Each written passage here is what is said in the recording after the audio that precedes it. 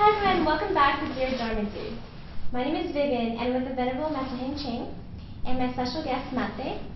So to continue on from last time, we were talking about parent-child relationships, and we just wanted to dig a little bit deeper onto the different stages of a child versus what roles specifically a parent can provide for that child, whether it be the coach, the provider, the advisor, or the safekeeper, so on and so forth.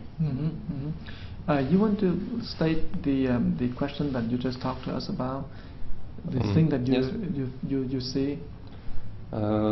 Just as last time. Okay, I have a question about parent and child relationships. And you said about another aspect of that relationship. And I've been talking about an aspect that parents usually try to take over the children's will, and they try to make them be in a safe environment just to protect them. But I'm not sure if it's for the good for the children.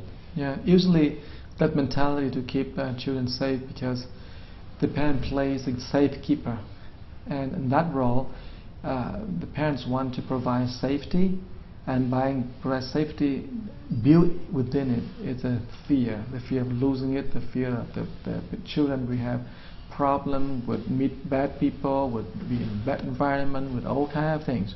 So the parent had that mindset because mostly very correct when the kids was very young. The kids have no idea about life is. But when kids growing up, especially in the teenager and late teenager, and then go into college, then that mentality wasn't quite work. It doesn't work in this case anymore. So usually that's the tension comes because then the children become independent, and as independent, they don't want any safekeeper roles around. They want to be either a coach or a partner or something else, okay, or maybe just a friend. And so in that case, you see the confusion of stages really a problem. And sometimes we talk about, we should love the kids, but love is not enough. We need love and understanding. And so I would encourage, number one, very practical. Maybe parent and children should sit down and talk, so the parent will know the needs from the children. Now the children have to have a time, a place, the right time, right place to talk about what they need. So we need to sort of have established a parameter where the children can be very safely and very upfront and talking about what they need. I think that's very crucial, don't you think? The other aspect about create environment so they can talk and they voice out what they need inside. There is another condition that's very important, is that the parent will have to learn how to teach love, because love is really a key for a person to grow. So the person doesn't have any kind of suppression or any kind of suppressed anger. Always have something in there. I'm happy here, happy there. I had a problem here. The person lives in negativity. So somehow that teaching of love is very important. Besides teaching of reasonability, but the teaching of love is coming from the parent at any stages.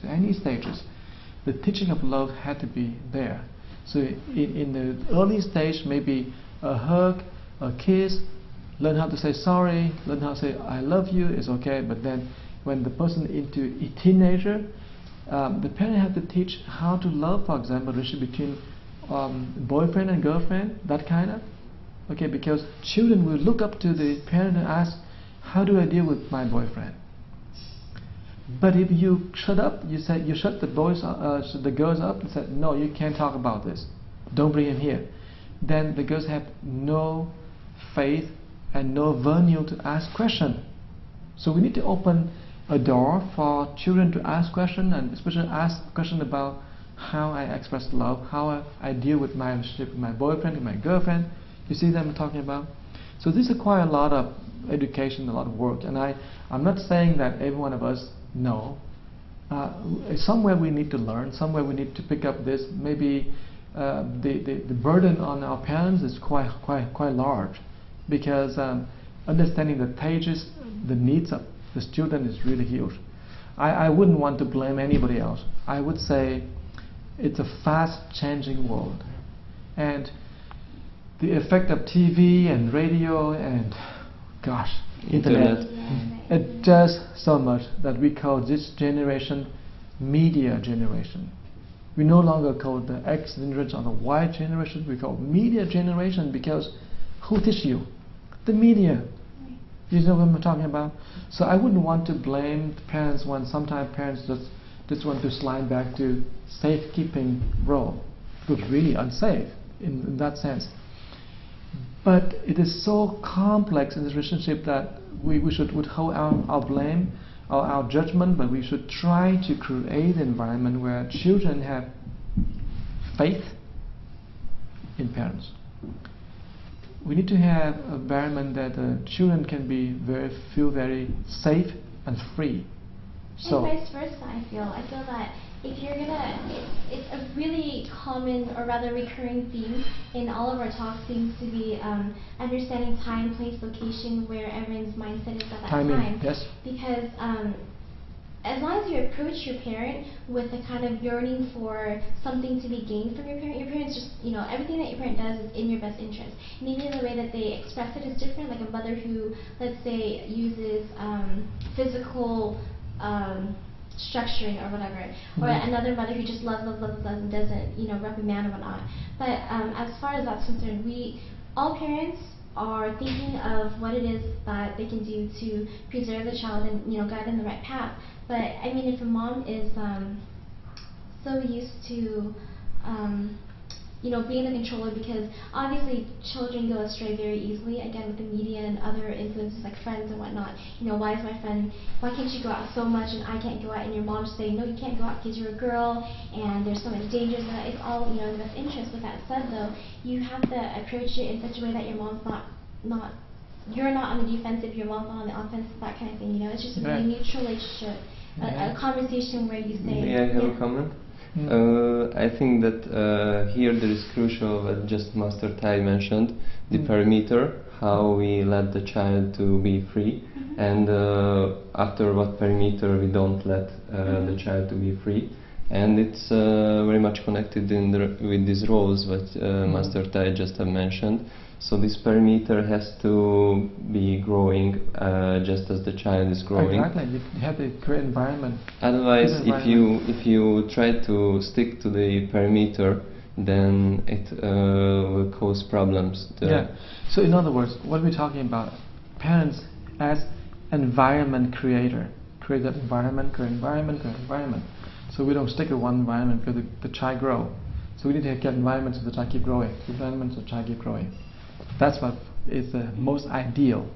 But what happens if the problem is not about parents, but about the child? That's another deal we're going to talk about.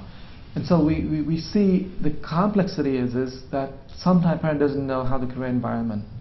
Sometimes the problem because the child itself, herself or himself, had the psychological problem that built in because influence from the media. But they're also a problem because maybe the parents has a problem luggage, from the past. For example, I don't know if we have time to keep talking a little bit, but do you have time? Do we have time? We should probably continue on in the next episode. Okay, we're going to go to the next episode. Okay, so thank you, Master, and thank you, Master. See you next time. Bye.